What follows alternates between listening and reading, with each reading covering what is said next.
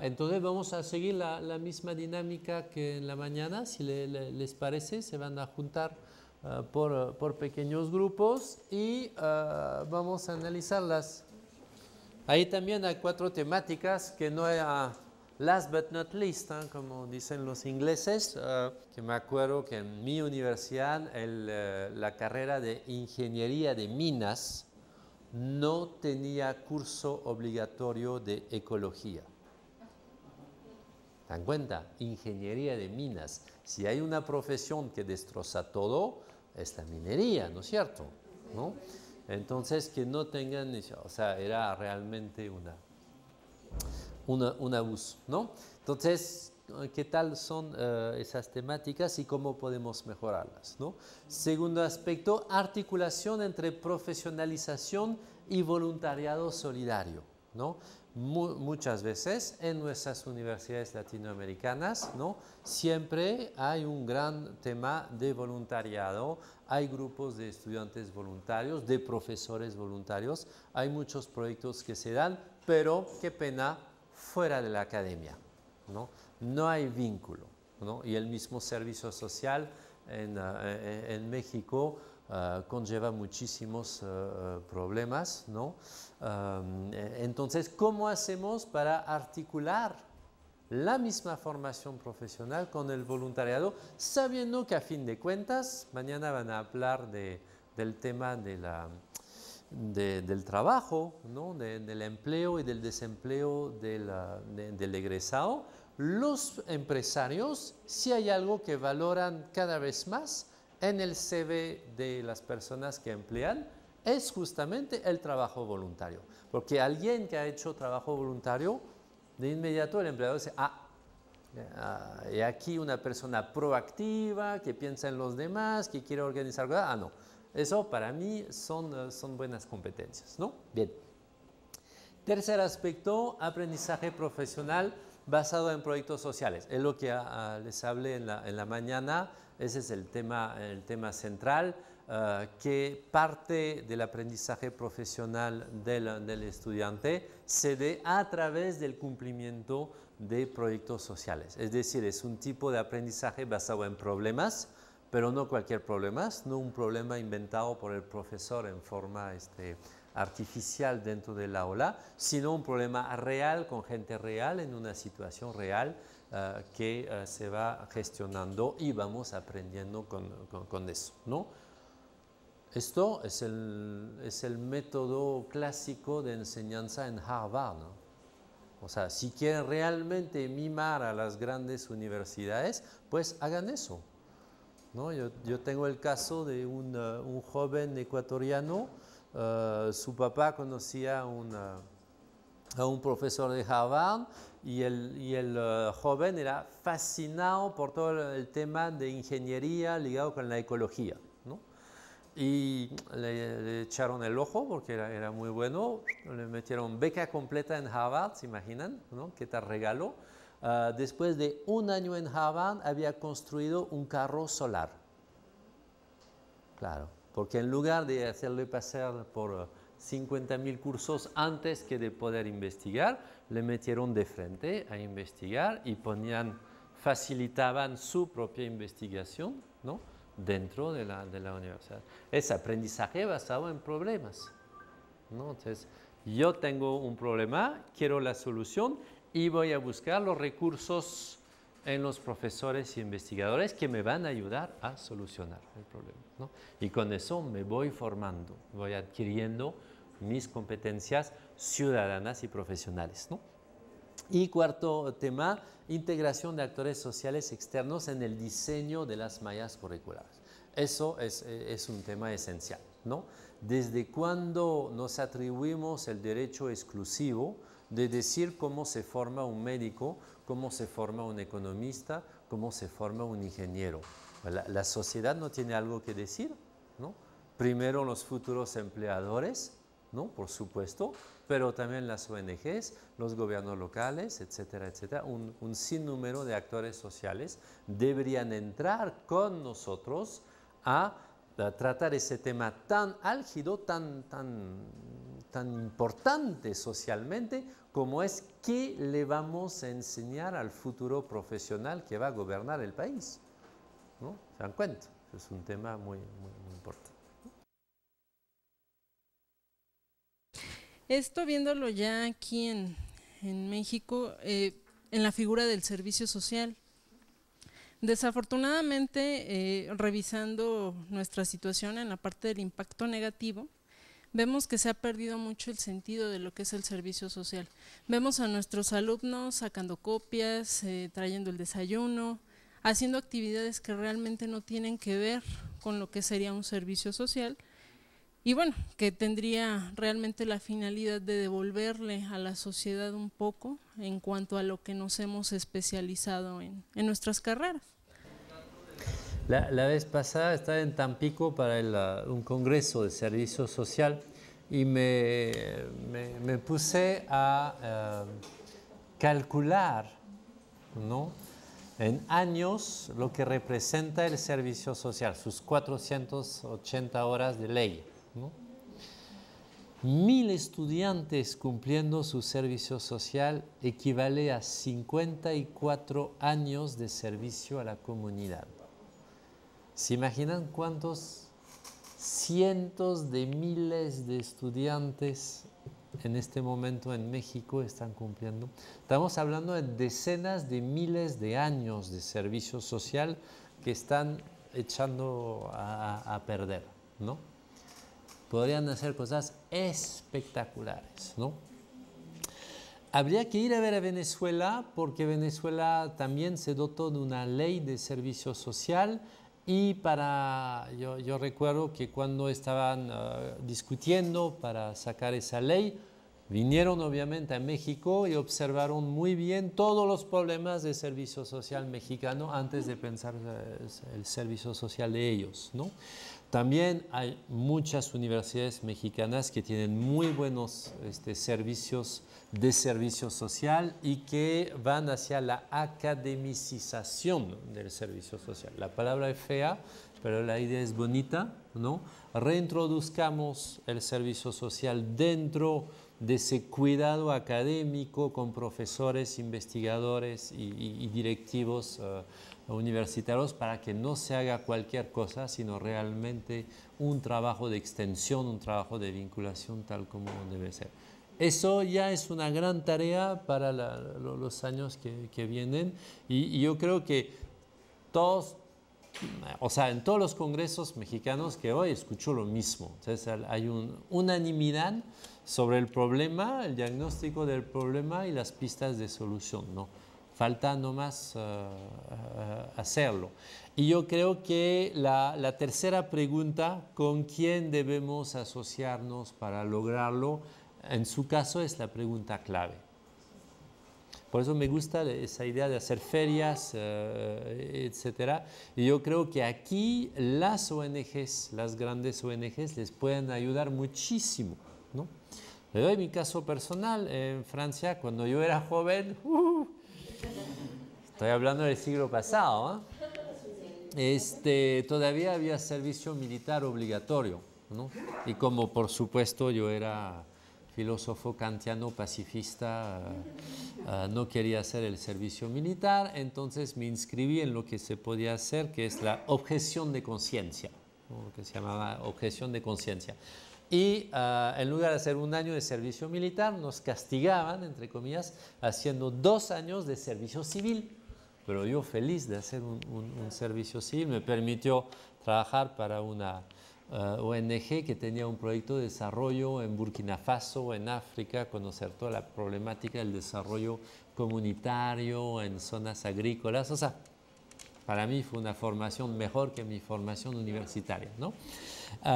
Entonces conozco personalmente este tema del servicio social y lo que pasa es que en Francia todo ese tema del servicio civil, ¿no?, estaba acompañado por asociaciones que tenían que registrarse frente al gobierno, por supuesto, al Ministerio, no sé, de Asuntos Exteriores, o sea, no importa, ¿no?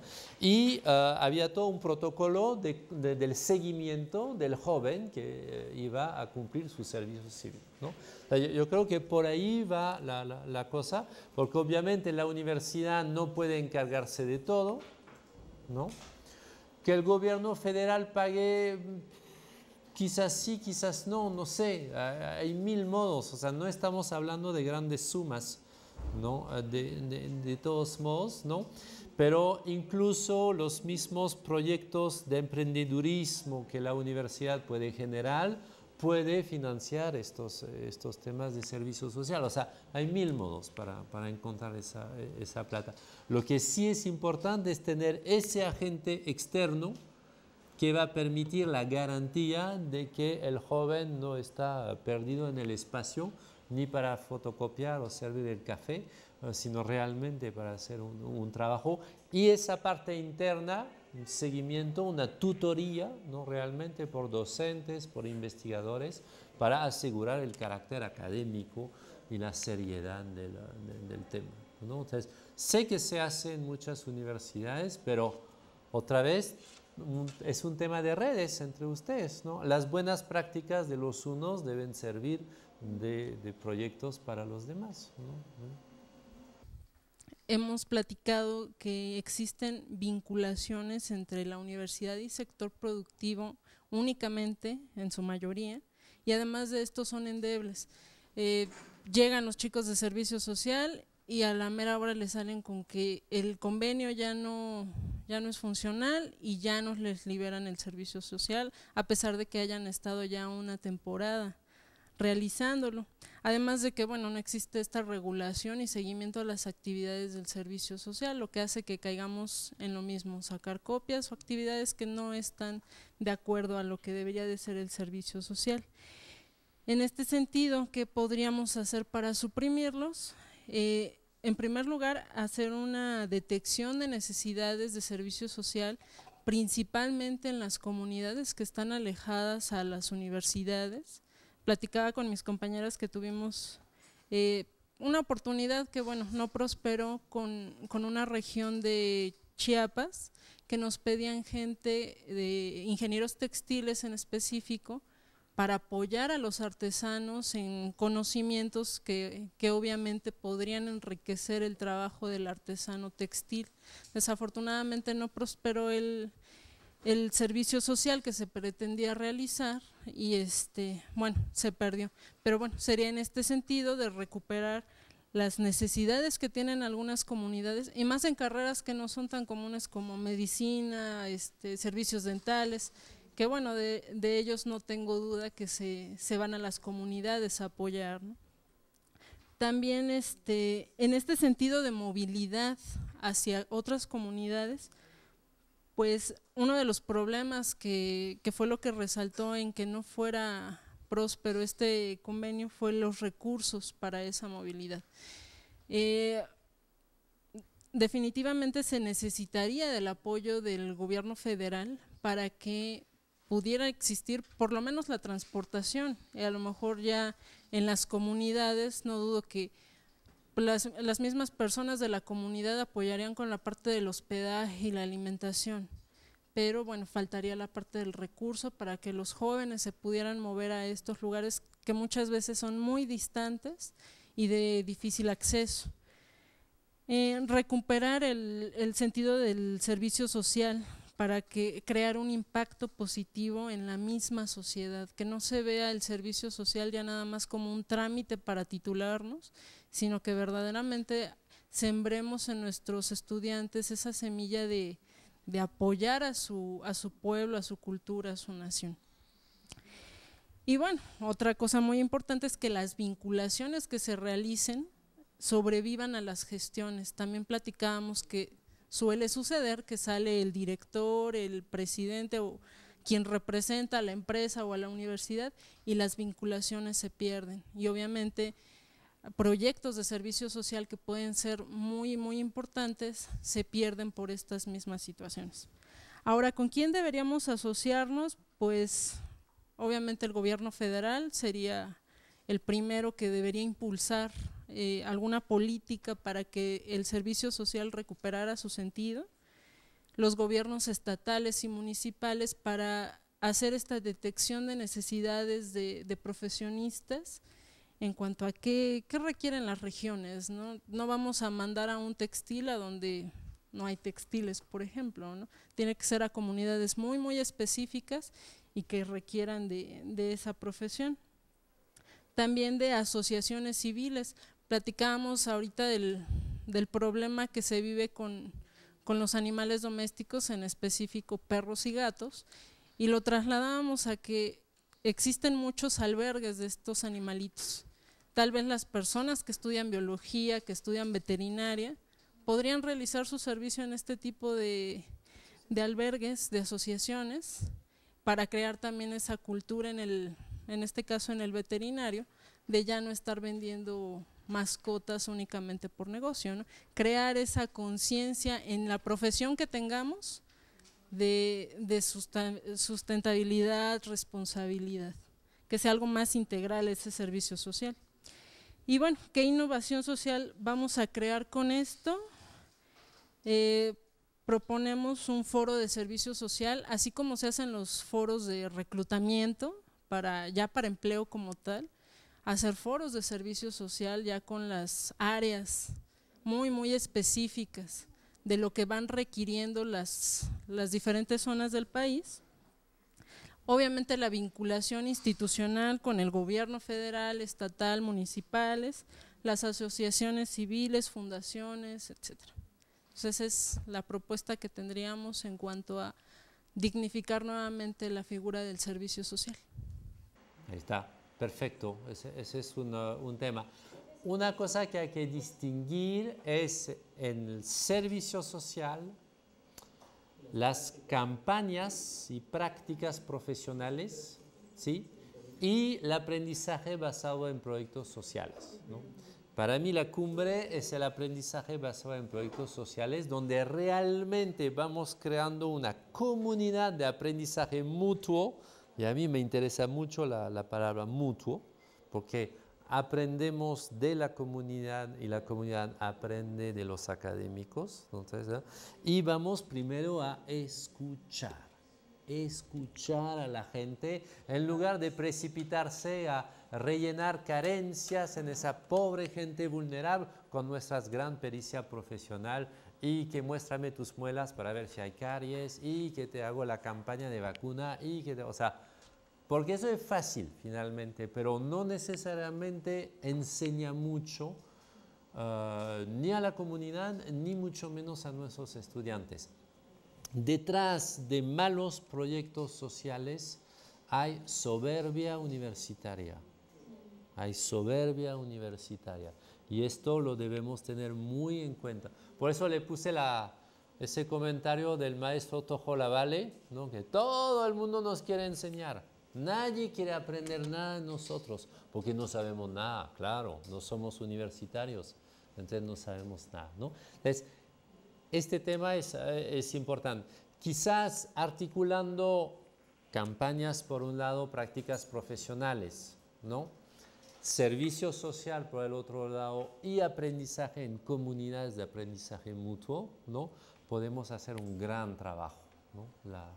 Pero todo eso otra vez se tiene que pensar en común, es un trabajo colaborativo.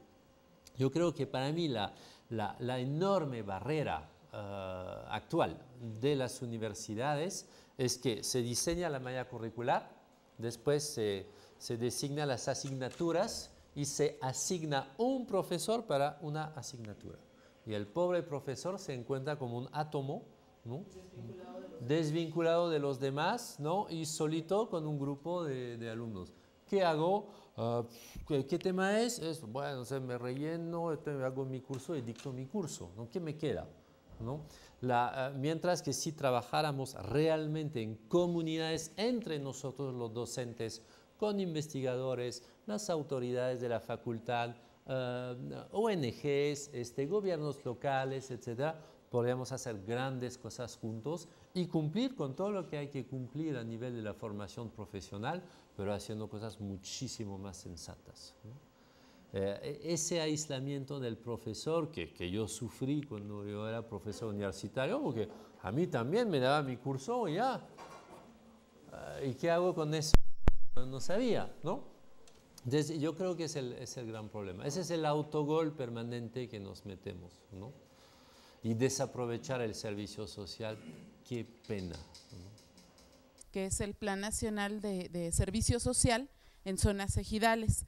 Desconozco cómo es la gestión vaya de ellos ante las comunidades, pero sí en cada periodo vacacional salen brigadas multidisciplinarias, salen médicos, salen, bueno, en el caso de nosotros, de turismo, de ciencias de la tierra, salen geólogos, salen topógrafos, salen geofísicos, a hacer trabajo en las comunidades y obviamente sí es un trabajo que está bien regulado y está supervisado por profesores. Entonces yo sé que sí hay muchos lugares en los que es cierto, los muchachos están de IBM, ¿no? Nada más, pero también hay programas en los que ellos se pueden incluir que apoyan a la comunidad y que además de eso pues a ellos les sirve mucho como práctica de su profesión.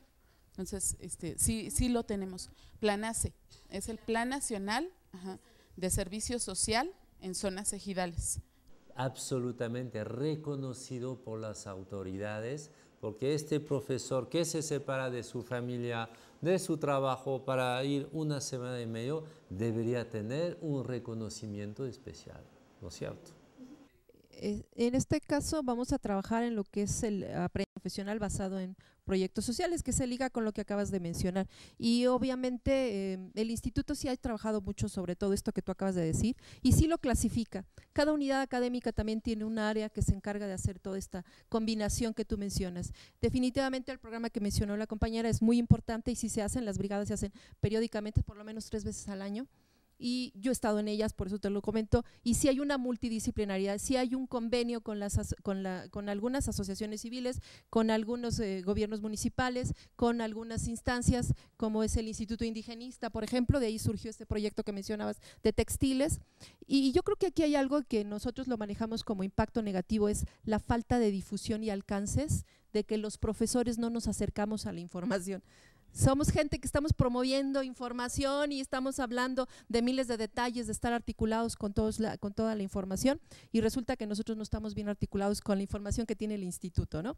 Y los chicos se registran por internet y a partir de ahí tienen un seguimiento con el área de servicio social y a partir de ahí los convocan para el día y unas semanas antes de salir a las brigadas se les capacita, se les dice a dónde van, de repente ya tienen también a su líder que es un profesor y los mismos alumnos también tienen un profesor, si hay inclusive apoyo siempre de las comunidades, normalmente les dan espacio y experiencias interesantísimas en donde de pronto no hay hotel y nos tenemos que quedar en un lugar donde no hay camas y todos nos quedamos juntos y los hombres y las mujeres por este lado. Digo, la vivencia que implica es muy rica y los chicos además son de diversas carreras y eso nos lleva, porque depende mucho de la temática a la que se va a trabajar y de ahí es como se generan los grupos. Yo he tenido experiencias impresionantes con los chicos en este sentido y la verdad es que vale mucho la pena que como profesores también nos relacionáramos para ser parte de esas brigadas y hace mucha falta profesores, no hay,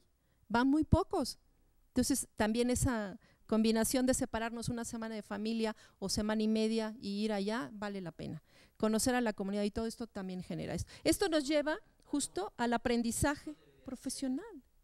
En ese caso, y aprovechando este aprendizaje profesional, precisamente la parte negativa que nosotros vimos es que que los alumnos pues les está faltando competencias profesionales actualizadas de acuerdo al sector productivo y a las comunidades donde se van. O sea, realmente por eso hay inclusive convenios con algunas empresas y de pronto ellas son las que nos colocan los softwares para que los chicos ya no vayan a la empresa a aprender, sino que aprendan desde la escuela y entonces ahí es donde cierta articulación se ha dado y sobre todo en algunas carreras como ahorita platicábamos de ciencias de la tierra, de ICISA en este caso que también he tenido la experiencia muy cercana y en ese sentido también falta en los muchachos una vocación e identidad. Los chicos llegan a veces con una prepotencia como si supieran todo, cuando no es cierto, cuando apenas van a aprender. Y la identidad ni de su carrera, ni del instituto, ni del por qué están en el mundo, ¿no? En México primero y después en el mundo, ¿no?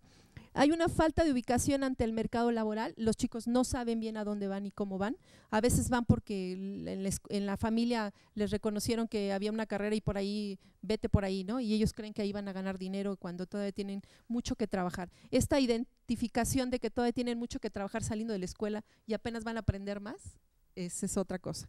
Falta también de motivación por parte de los docentes.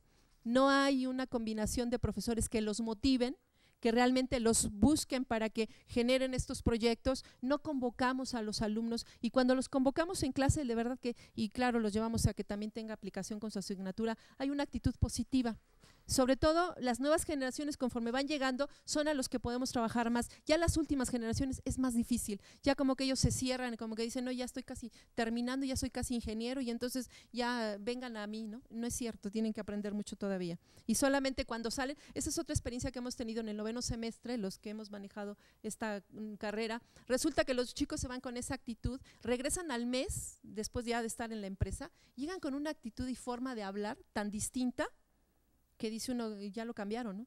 La verdad es que cambia mucho el chico cuando ya está enfrente en el caso de nosotros tenemos un 9º semestre en donde los chicos van a la empresa, están ahí 6 meses y a partir de eso pueden tener un proyecto integrador que es el que les puede ayudar a titularse, ¿no? Y eso es otra cuestión. Claro, con los tópicos anteriores de 2 semestres.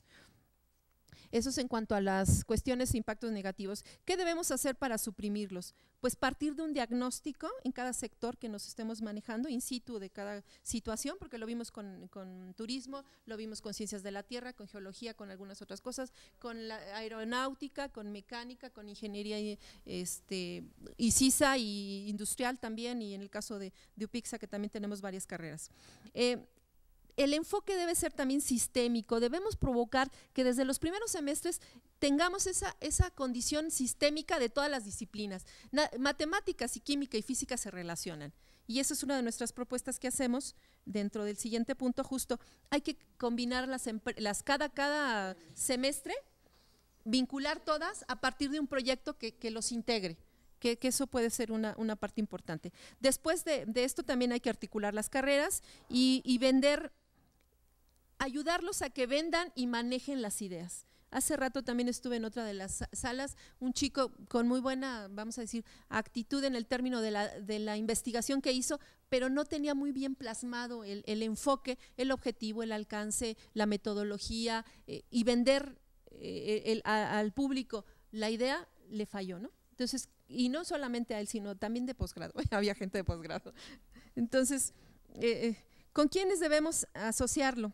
Pues simplemente, primero, en nuestras unidades, con nuestras academias. En el entorno donde estamos manejando, sí es cierto que a veces pueden ser el alrededor de la escuela porque facilita movilidad. Nosotros tenemos cargas muy pesadas en nuestra escuela, entonces irse muy lejos les cuesta mucho tiempo, ¿no? Entonces también es importante. Y obviamente las delegaciones en estos casos, en cada uno, pues hay mucho que trabajar, desde ecología, manejo del agua, en fin, hay miles de temáticas que pudiéramos interrelacionar y hacerlos en las mismas unidades que trabajar, ¿no? En el manejo del agua, de los jardines, etcétera. Y obviamente con las empresas y con los organismos y con el gobierno, esas articulaciones hay que hacerlas cada vez más. Existe con Pemex, con las grandes empresas existen, y las grandes empresas como Televisa, como todas estas, quieren servicios sociales, digo, perdón, ellos tienen mucha lana, ¿verdad? Entonces tampoco podemos darle servicios sociales a ese tipo de empresas cuando su efecto es lucrativo, pero sí podemos trabajarlas en ciertos sectores, a ciertos convenios de desarrollo, quizás en tecnología, quizás desarrollo en investigación, quizás en desarrollo del crecimiento de ciertas micro y mediana empresas, que es donde nos se requiere. Sí, y aprovecho para contarles una anécdota porque a mí me dejó sin voz. Hace unos años fui a Barcelona con mi universidad, la Católica de Perú, en la época estaba en Perú todavía. Y en la Politécnica de Cataluña había un gran encuentro de responsabilidad social entre muchas universidades, ¿no? Y desarrollo sostenible, etc. Entonces había universidades latinoamericanas, un montón, universidades españolas, había unas cuantas de Asia, creo, norte de Europa, y había las escandinavas, ¿no? Y todas las universidades habían mandado al Congreso, como debe ser, un directivo, en general varón, ¿no es cierto?, que era representante mandado por el rector, etcétera, ¿no?, que había viajado y que presentaba el proyecto institucional de la universidad frente a todos los colegas de las demás universidades, ¿no? Y vinieron el turno de las universidades Escandinavia, creo que eran suecas, ¿no? Y ahí, oh curiosidad, sube al escenario estudiantes, 2 estudiantes ahí, ¿no?, cara de estudiante, ¿no?, o sea, riéndose, ¿no? Se meten a hablar en un inglés perfecto, ¿no? Y dicen, bueno, nosotros estamos a cargo en nuestra universidad del proyecto de desarrollo sostenible. Pero no somos nosotros nomás. Y se meten en la red y en 10 segundos aparece detrás, por Skype, todos sus compañeros allá, todos haciendo. Y yo me dije, wow, esta universidad es capaz de mandar a un encuentro internacional estudiantes para representar a la universidad, ¿no? Es eso a mí que me fascina. Ni siquiera el contenido del proyecto, era ese atrevimiento para nosotros los latinos, ¿no?, de que estudiantes puedan representar su universidad, ¿no? ¿Te das cuenta? Les dejo con eso. Yo creo que estamos muy lejos de entender lo que nosotros repetimos como loros, que estamos desarrollando competencias centradas en el aprendizaje del mismo alumno, bla, bla, bla, bla, bla, bla. Todavía no estamos centrados en el aprendizaje del mismo alumno. Todavía estamos centrados en nuestras cuestiones de poder, ¿no? Y bueno, nos hablan de constructivismo, entonces amen constructivismo, después de competencias, entonces amen competencias, después vendrá otra cosa, sin duda pensamiento sistémico, amen pensamiento sistémico, pero efectivamente tienes razón, mientras no cambia esa actitud interna de relaciones de poder dentro de la universidad, ¿no?, pocos vínculos se van a dar, o más bien se dan, pero ya se dan fuera de la universidad, ¿no? A mí hay algo que me preocupa, es que todo el mundo está detrás de las grandes empresas para que se pongan a derecho, cosa que está muy bien, ¿no? Nadie le pide nada a las universidades. O sea, delante del IPN no hay una manifestación de padres de familia que reclaman, queremos que el IPN enseñe en forma diferente a nuestros hijos, eso está mal. No, no hay campañas de lobby anti-universitarias, no vayan a meter sus hijos en esa universidad, actúa mal, póngala en la otra. No, no hay eso. ¿Será porque somos todos tan buenos que lo hacemos todo bien y nadie tiene quejas? O sea, porque somos tan inútiles y tan superficiales en la sociedad actual que la verdad nadie nos presta atención porque, ¿no?, porque ya formamos parte del pasado, ¿no? Cuando digo que formamos quizás parte del pasado, acuérdense de mí, están llegando los MOOCs. ¿Han escuchado hablar de los Massive Open Online Courses, ¿no?, de esos cursos online, ¿no?, virtuales gratuitos que Harvard, MIT, Stanford y todas las grandes universidades están regando por el mundo en este momento, ¿no?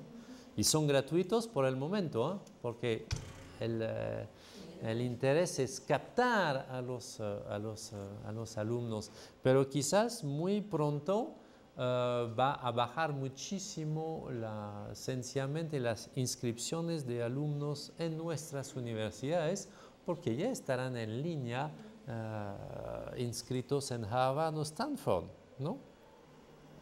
Y esto, mucho cuidado, mucho cuidado. Al mismo tiempo, yo sí sé, y lo vemos en las universidades que desarrollan muchos planes de enseñanza virtual, sobre todo para alcanzar en pequeñas comunidades, etcétera, etcétera. Hay un gran problema. es que acuérdense de sus estudios. ¿Qué nos gusta como estudiante? Pues el campus, compartir con los amigos, estar ahí, meterse en la biblioteca, ¿no? Tomar un cafecito con los compañeros, o sea, ¿no? Esta vivencia presencial es imprescindible, ¿no? Entonces se ve, ¿qué universidad? En Tampico me decían eso, la Universidad de Tamaulipas, ¿no? Tienen sus centros virtuales en zonas alejadas, pero los alumnos no van mucho porque no hay vida, hay una sala como está con cómputos, ¿no? O sea, ordenadores, una cámara, el profesor está en la ciudad capital y es frío, ¿no? y es frío, ¿no? Y ese es un tema que debemos pensar mucho, ¿no? Cómo realmente crear dinámicas amenas, ¿no? de enseñanza, incluso en zonas alejadas de la ciudad, del campus, etc. Porque uno de los impactos negativos de todas las universidades es practicar la fuga de cerebros interna y de hacer que los estudiantes que logran acceder a la universidad se van de su pueblo, se van de su región, se van a la capital o a las grandes ciudades y nunca vuelven. Y ese es un impacto extremadamente negativo, ¿no? O sea, el éxodo rural también es nuestro, ¿no? ¿Tú querías decir? Hace rato estuve en una mesa donde uno de los compañeros presentó un proyecto muy bueno, muy bonito, perdón, referente a las TICs, pero dijo algo que a mí me llamó mucho la atención. Dijo que aquí se forman ingenieros no humanos, porque una de las ponencias fue de una corriente filosófica y se me hizo extraño una corriente filosófica entre tanta máquina, ¿no? Entre tantas TICs. Entonces yo creo que la educación es y será siempre un cambio de actitud, ¿no? Si en nuestras aulas tenemos alumnos prepotentes, tuvieron que haberlo visto de un adulto, porque no lo aprendieron nada más porque sí. Podría ser una tendencia humana, ¿verdad? Pero tuvieron que haberlo visto. Creo yo que la educación es muy complicada por una razón. Nosotros a los niños les enseñamos algo que está fuera de su naturaleza. Les estamos enseñando conocimiento generado por el hombre a través del tiempo. Eso no es algo natural y al niño le cuesta trabajo o al joven o a quien sea. Si lo vemos desde el aspecto de la naturaleza, un pajarito, una pajarita, un ave sube a un edificio y desde ahí tira su polluelo y no puede volar, entonces baja por él, lo vuelve a subir, lo vuelve a tirar hasta que aprende a volar. Pero lo hace con mucha insistencia, a pesar de no tener un raciocinio, pero sí tienen otros aspectos que les permiten entender todo eso, porque sabe que con eso le garantiza la vida. Si su polluelo aprende a volar, va a poder tener su alimento, va a poder salvarse de sus depredadores. Entonces le está dando una garantía de vida, ¿sí? De igual forma el felino le enseña a su cachorro a cazar y sabe que le está garantizando la vida porque va a obtener el alimento, ¿sí? Porque también se va a salvar de sus depredadores. Pero nosotros no le estamos enseñando a nuestros niños eso, no les estamos dando una garantía de vida. ¿Qué les debemos de enseñar? Que sea natural. O sea, ¿qué va a hacer eso que les va a permitir garantizarle la vida? ¿Sí? Y que nosotros no se lo estamos dando. Es característico de la especie. Bueno, pues no estamos desarrollando en ellos el pensamiento. Ellos son homo sapiens, seres pensantes, pero así como en el ave es natural que vuele, pero se lo tienen que enseñar, ¿sí? El felino es natural que cace y que corra detrás de su presa, la misma naturaleza le da las garras para poder agarrar a su presa, pero se lo tienen que enseñar.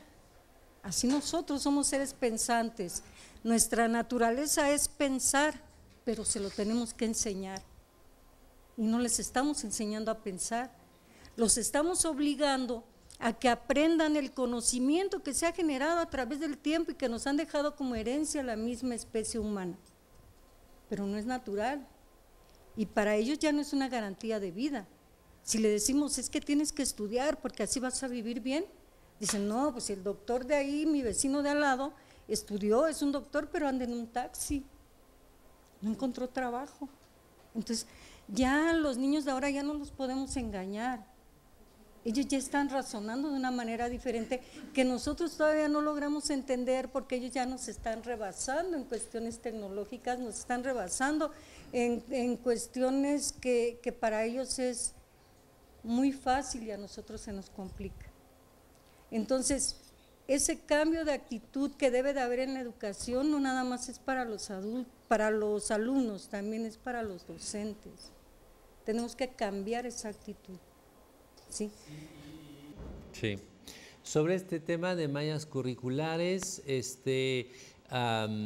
verdad lo que tú dices, existe ese riesgo porque siempre cuando abrimos la puerta y que hacemos entrar otros actores que no son universitarios, siempre hay riesgo. El otro ya de por sí es un riesgo. Pero no hay que satanizar a las empresas. Yo que he trabajado bastante en MBAs, entonces tuve un contacto con empresarios. Te puedo decir que muchas veces lo que piden los empresarios es no le enseñes tanto la técnica porque esto lo verán en la empresa y cambia todo el tiempo. Pero eso sí, una formación humanística, filosófica, por favor, dame ingenieros que sepan hablar castellano, que sepan opinar sobre el cine italiano o francés, que sepan llevar el cliente en un restaurante explicándole los vinos mexicanos, dónde se producen, etcétera, las diferentes, es decir, lo que te piden es cultura general, ¿no? Y efectivamente, mucho en el trabajo empresarial, hay muchos puestos donde la cultura general es imprescindible para entender de qué se trata, los clientes, cómo ellos sienten, perciben las cosas.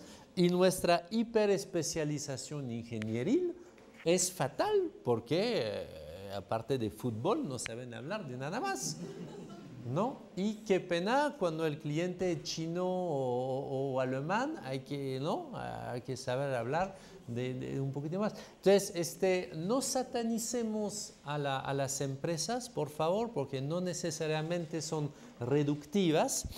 Y dice actores sociales externos, no dice empresarios, ¿no? Es decir, yo creo que es fundamental porque el tema del empleo sí que es un gran tema.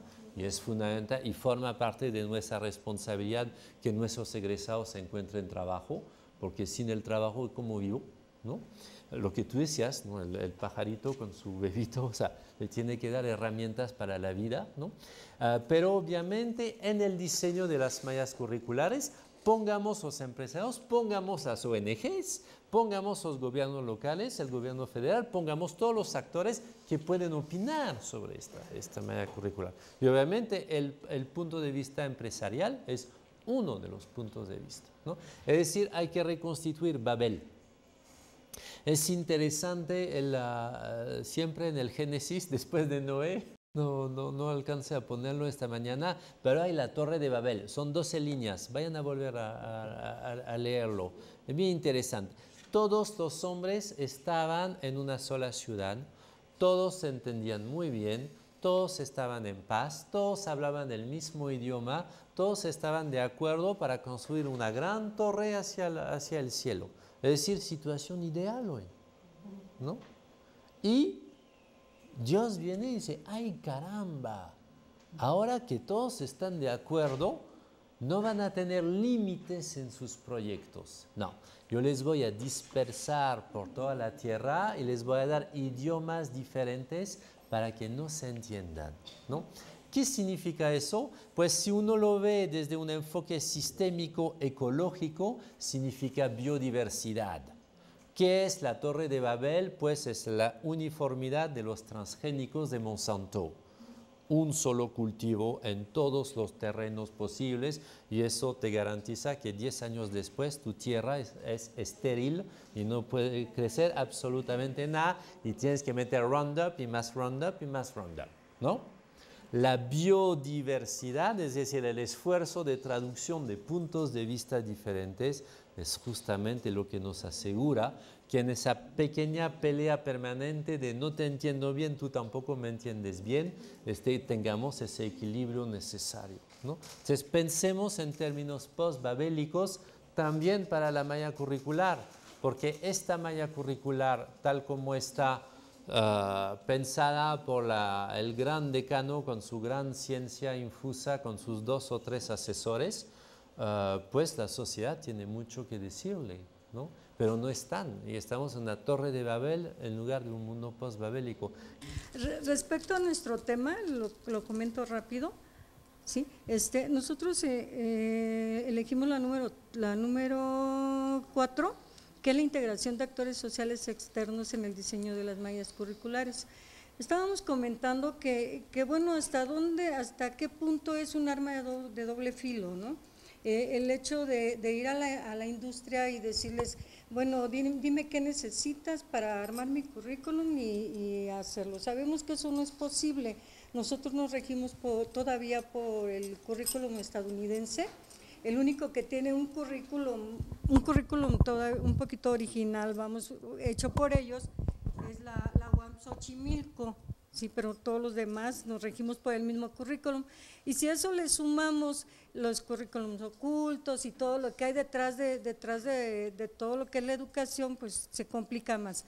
Entonces comentábamos que el hecho de preguntarle a la industria qué perfil debe de tener mi alumno cuando salga para que sea contratado, sabemos que los dueños de las empresas ya tienen a sus hijos formados porque les van a heredar la empresa y van a continuar siendo los que manejen toda su empresa, y el círculo de amigos de ellos que estudiaron en escuelas particulares o para escuelas muy de renombre, son los que van a ocupar los puestos que van a estar por debajo de él.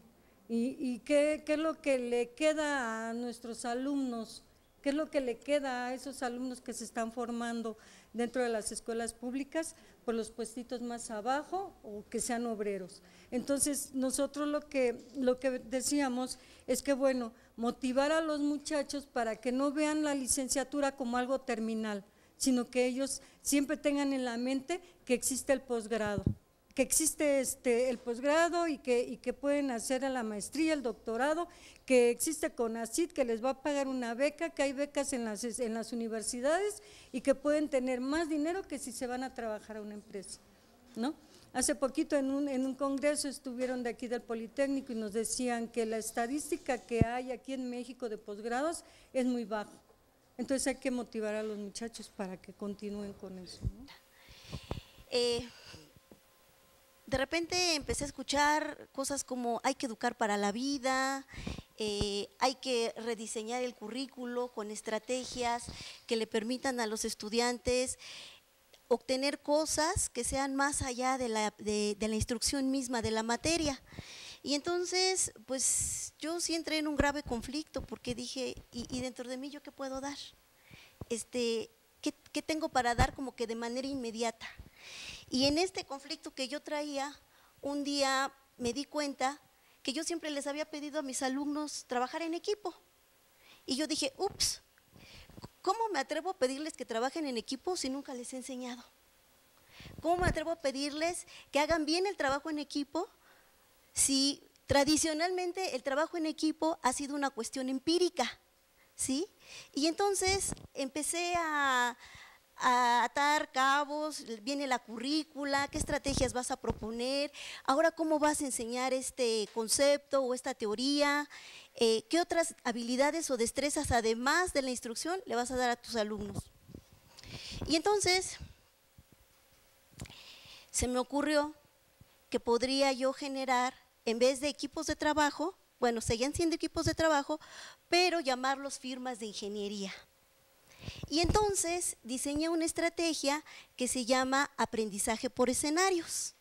Y entonces dije, los voy a meter en una especie como de realidad virtual, como si ellos ya fueran ingenieros y estuvieran laborando. Obviamente, pues aquí yo voy a tener seguimiento.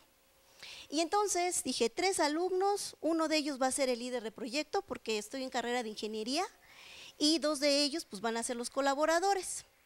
Y entonces empezamos a decir, bueno, ok, a ver, los líderes les voy a dar capacitación, así como la empresa los tiene que capacitar, yo les voy a dar capacitación extracurricular y los voy a ver en el inter, entre el turno matutino y vespertino hay 3 horas en ESIME en donde hay disponibilidad de aulas. Y entonces diseñé un tallercito que le puse trabajo colaborativo y liderazgo y hasta puse mis unidades, ¿no? Entonces dije, primera unidad, ¿por qué sí trabajar en equipo? 2, ¿cómo enfrentar el cambio? Porque tradicionalmente los alumnos vienen de siempre ser individualistas. Bueno, pero ahora, ¿cómo enrolarlos en un verdadero trabajo en colaboración? Bueno, entonces, ¿cómo afrontar los cambios? Ahí tengo que explicarles que es difícil porque hay miedos, porque hay desconocimiento, porque hay costumbres y hábitos que hay que vencer. Después dije, bueno, ¿y qué otra cosa es importante? Saber comunicarse. Necesito que ellos trabajen con sus compañeros en un ambiente de cordialidad y mucho de esto no se alcanza a veces porque la comunicación que hay no es la correcta y entonces vienen una gran cantidad de malentendidos y fricciones. Entonces, comunicación asertiva. ¿Qué necesitamos para la comunicación asertiva? Y después eso me llevó a decir, híjole, pero la comunicación asertiva implica que no con todo el mundo me voy a tener que comunicar de la misma manera. Eso implica que también tenemos que ver personalidades. Cada vez me iba haciendo más grande mi temario. Después, toma de decisiones. Entonces, a veces las decisiones que tomamos no son buenas y nos llevan al fracaso o nos llevan al éxito, más o menos como lo manejamos a nivel de sociedad. Y entonces, híjole, ¿y si fracasan? Entonces hay que meter un valor que se llama resiliencia, que es crecer a través del fracaso. Bueno, pues ahí va otro tema. Después, de toma de decisiones, administración del tiempo, administración de los recursos materiales y administración de los recursos humanos de la ingeniería. Y después, que se dieran cuenta cómo el líder, que es la autoridad de la firma de ingeniería, podría hacer muchas cosas a través de esa autoridad.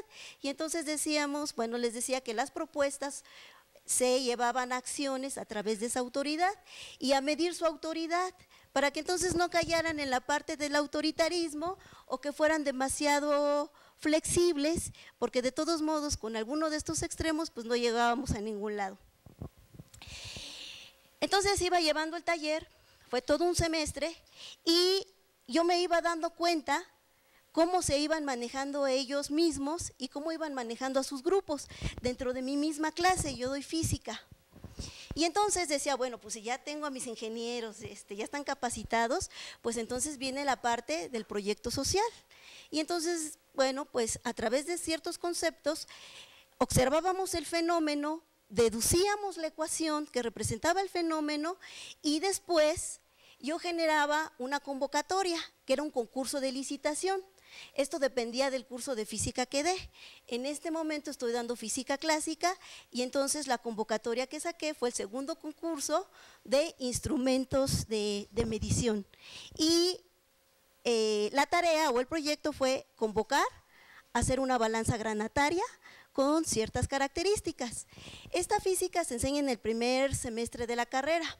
Y el proyecto lo convoqué a un mes de que nos llegaron los muchachos de bachillerato, pues ya se imaginarán que estaban espantados.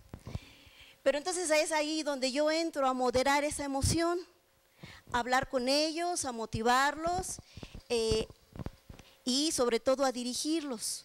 Y entonces, en un mes y medio, ya estaba la balanza granataria.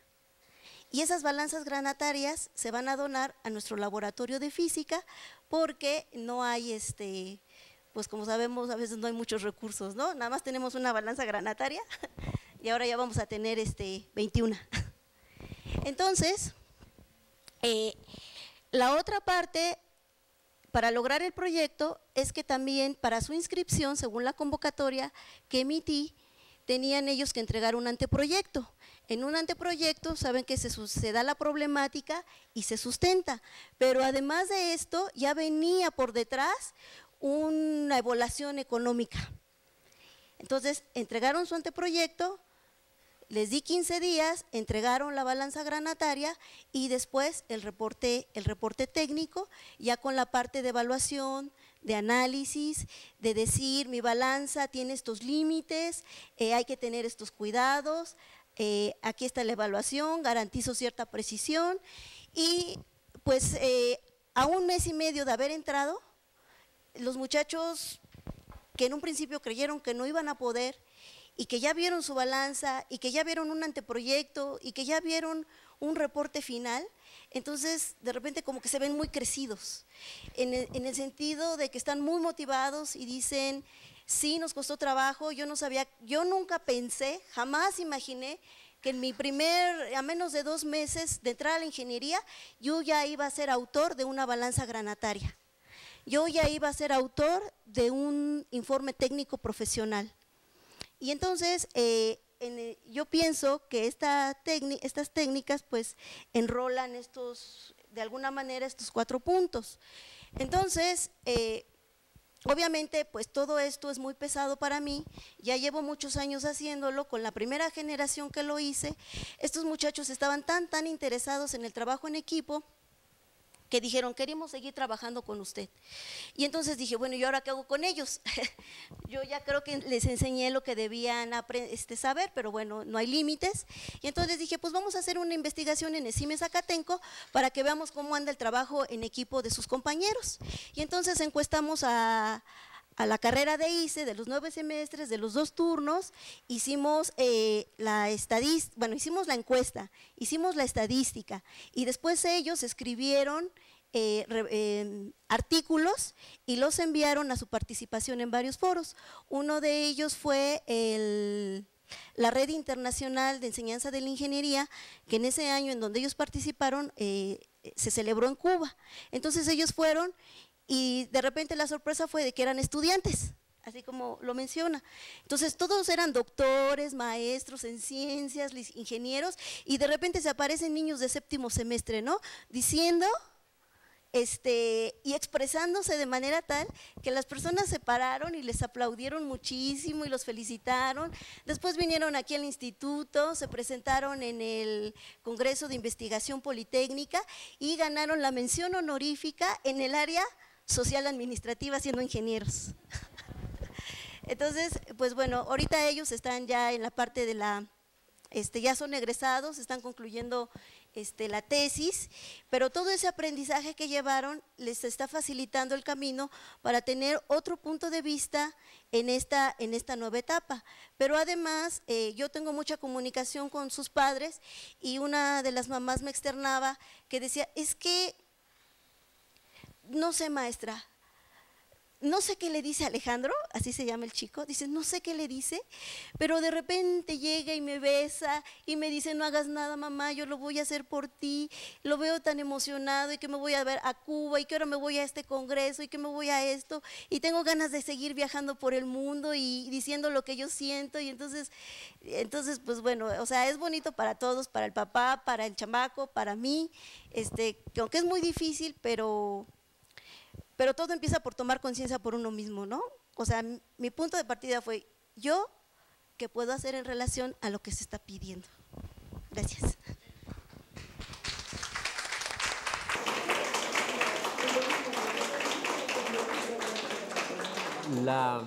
Relacionó tu ejemplo con lo que tú nos contaste. Eso es lo que yo llamo en mis pobres palabras el aprendizaje transformador, ¿no? Que no hay que confundir con el aprendizaje informador, ¿no? La información es ese proceso de digestión, ¿no? Meto cosas en el alumno esperando que lo va a tragar y digerir para informarse. Dentro de él hay la forma, ¿no? La transformación, el alumno pasa de una forma a otra, transita de una forma a otra, porque lo ponemos en escenarios diferentes, ¿no? y él va a recomponiendo su propia personalidad, obviamente informándose muchísimo, la información siempre está, ¿no? Y aprendiendo mucho más de lo que nosotros enseñamos, ¿no?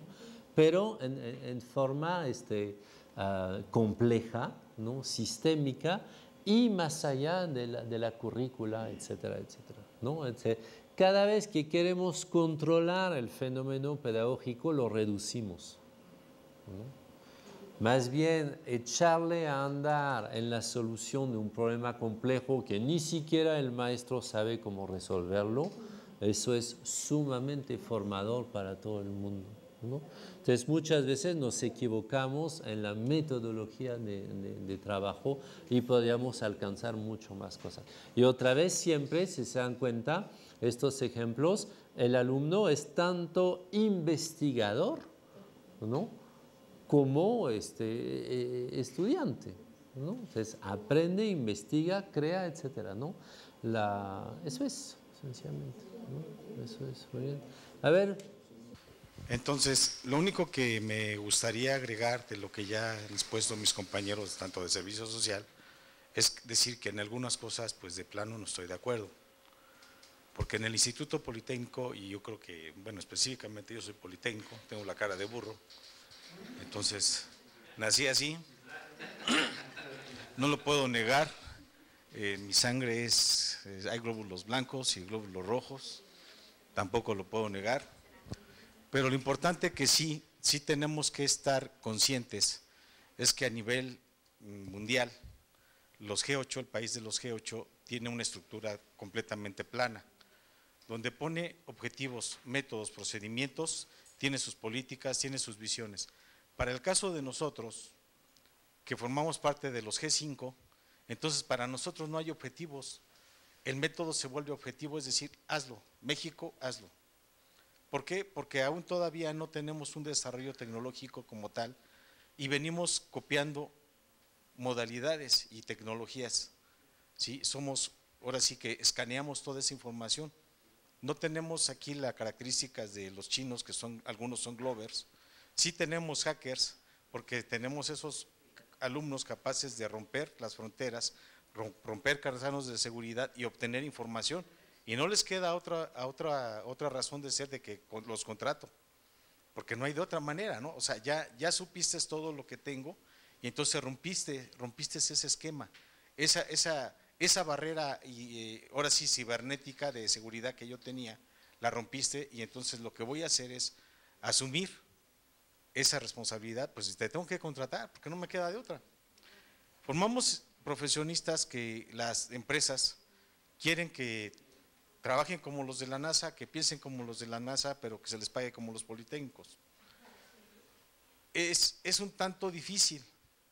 Yo creo que el hecho de que nosotros rompamos con esos paradigmas y el decir, tenemos un proceso de entrada, ¿no? Viendo la cámara, pues si veo el enfoque que tiene, este enfoque es cuadrado, pero si le pintamos unas rayitas como lo hicimos aquí, como yo se lo sugerí a mis compañeros, entonces tenemos un proceso de entrada. ¿Cuál es?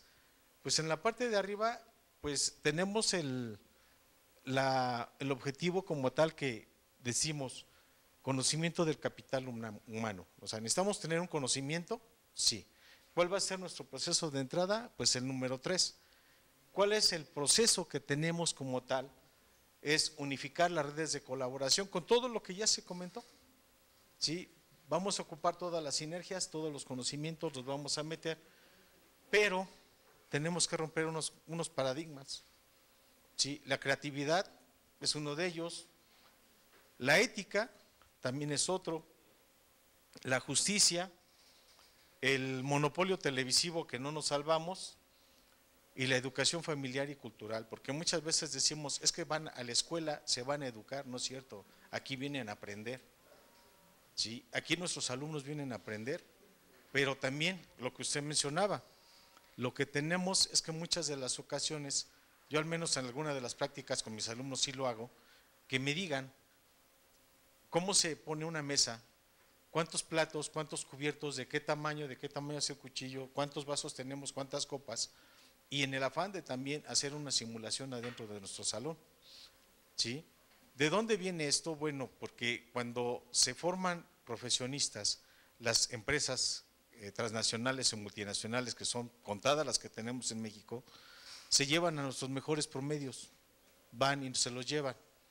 Les dan un training, un entrenamiento. Ese entrenamiento, la primera etapa consiste en cultura general. Todo lo que es cultura general se les enseña teatro, papiroflexia, pintura, arte, todo lo referente a eso. De tal manera que semestre con semestre, cuando él termina el compromiso con la institución, el objeto es que tenga una titulación por promedio, para que ya no pierda el tiempo, no es porque se quiera. Este alumno elegido y que entra dentro de este sistema en la empresa, ya tiene la característica de un gerente. ¿Por qué? Porque quien le enseña a él es el director de operaciones del corporativo a nivel mundial. Se los llevan, les enseñan y ya tenemos alumnos, sí los tenemos en el instituto, sí han salido de este tipo de empresas también. Tenemos alumnos que al menos en nuestro centro de investigación los estamos llevando con el afán de que se haga un servicio social, pero con la convicción también de cuidar un promedio para que este alumno, cuando termine servicio social, termine su carrera, conjuntamente que también se titule vía promedio, vía tesis, forme parte ya de nuestros alumnos de maestría y más adelante de doctorado, ¿sí? Entonces se le ha vendido la idea, el decir, bueno, ¿cómo te está contratando una industria? Es que por práctica profesional. ¿Y cuánto es lo que te paga por práctica profesional? Oye, no, pues me da de 2,000 a 4,000 hasta 6,000 pesos. Oye, siendo que si las escuelas con padrón de excelencia del instituto te van a ofrecer una beca de 8,800 y en doctorado te van a ofrecer algo de 10,000, pues yo creo que venderle una idea a nuestros alumnos también es, como decían, falta de un liderazgo, falta de un líder que también los esté jalando para este fin, ¿sí? Y también que podamos confrontar esta situación de una necesidad de carácter social. Lo comentábamos, vivimos sismos desde el 85 y vivimos ahorita las inundaciones. Los mexicanos somos muy ad hoc, pero no tenemos memoria, ese es el problema. Se nos olvida lo que hicimos y se nos olvida que no tenemos muchos topos ni estamos preparados para lo que venga. No hemos preparado gente en sistemas de protección civil para esos. Estamos trabajando en sistemas meramente de cultura en protección civil, pero no nos hemos enfocado a preparación de ese tipo. Tenemos estudiantes que se la rajan allá afuera, en la sierra, porque yo he estado con algunos de ellos también, ¿sí? Que se la rajan en la frontera, en Reynosa, que propiamente las universidades tecnológicas a nivel frontera carecen de liderazgo. Nuestros alumnos son los gerentes, nuestros alumnos son los que brincan a la frontera, nuestros alumnos politécnicos son los que se llevan a estudiar al extranjero. Entonces, para mí en lo personal es un aliciente ser politécnico, ¿sí? Porque no se tiene, el país de China no se tienen líderes, se tienen trabajadores y esos trabajadores están golpeando a los alumnos o a nuestros egresados que están allá en China y los están molestando porque deben de trabajar igual que ellos, más de 16 horas, cuando la formación no es culpa de nosotros, ¿sí? Que nosotros los mexicanos tengamos ese liderazgo que realmente se necesita. Entonces, ese es el impacto que nosotros tenemos, como llevarlo a un sistema de una sistematización de un servicio para el cual el instituto pues lo forma.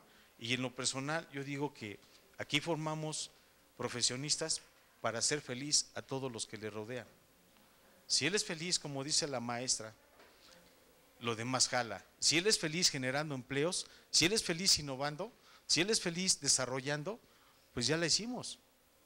Pero si se suma a un cuate que, pues aquí haces nada y a quien le ayuda, pues a ella, y ella que hace nada, pues entonces no va a funcionar. Entonces sí tenemos esos estudiantes al menos en el instituto, y también lo que tenemos que romper es esa inercia que se tiene con el G8 y que no nada más nos vean como una economía emergente, que porque tenemos petróleo, con eso les vamos a ayudar a sanear sus economías. Entonces, romper esos esquemas. Entonces, de nuestra parte no sé si alguien quiere agregar algo. No tenemos un proyecto y eso nos hace, lo que tú mencionabas, estar jalando, escaneando y amarrando modelos que no coincide con nuestro contexto. Y ahí es donde estamos tratando siempre de moverlo, de meterlo y de ponerlo a presión. No tenemos un proyecto en México. Lo que me refería era esto, hablabas de liderazgo. El liderazgo significa jalar y nosotros en México no tenemos quien nos jale, no hay un proyecto que nos jale. A eso me refería. Así es.